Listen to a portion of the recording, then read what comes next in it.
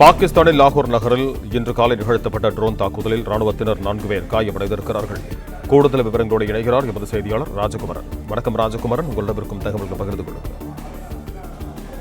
இந்த ட்ரோன் தாக்குதலை பொறுத்தவரை 4 ராணுவ வீரர்கள் காயமடைந்திருப்பதாக தெரிய வந்திருக்கின்றது. அதிகாரப்பூர்வமாக பாகிஸ்தான் தரப்பிலிருந்து இதுவரை ஒரு சில செய்திகளை உறுதிப்படுத்தாமல் இருக்கின்றார்கள். ஆனால் ட்ரோன் தாக்குதல் நடைபெற்றது என்பதையும் பாகிஸ்தான் ராணுவத்தை சார்ந்தவர்களுக்கு காயம் ஏற்பட்டிருக்கின்றது என்பதையும் குறிப்பிட்டிருக்கின்றார்கள். இன்று காலையிலேயே லாகூர் மக்கள் அந்த லாகூரில் இருக்கக்கூடிய வீதிகளுக்கு வந்து ஏதோ இரவில் குண்டுவெடிப்பு சத்தம் கேட்டது என்று சொன்னதான காட்சிகள் எல்லாம் வெளியாகி இருந்தன. ஆனால் அது குண்டுவெடிப்பு சத்தம் அல்ல, ஒரு ட்ரோன் தாக்குதல் தான் என்பது அதன் பிறகு உறுதி செய்யப்பட்டிருந்தது.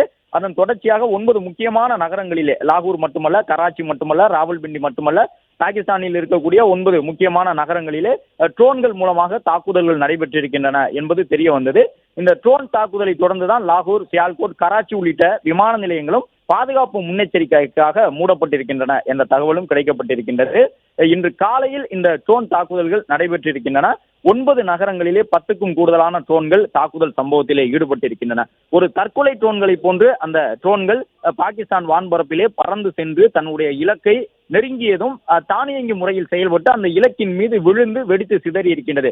பாகிஸ்தானியர்கள் கூட ஒரு சிலர் சமூக வலைதளங்களிலே பாகிஸ்தான் ராணுவம் இந்திய போர் விமானங்களை சுட்டு தள்ளிவிட்டது என்று ஒரு சில உதிரி பாகங்களை எடுத்து காட்டினார்கள்.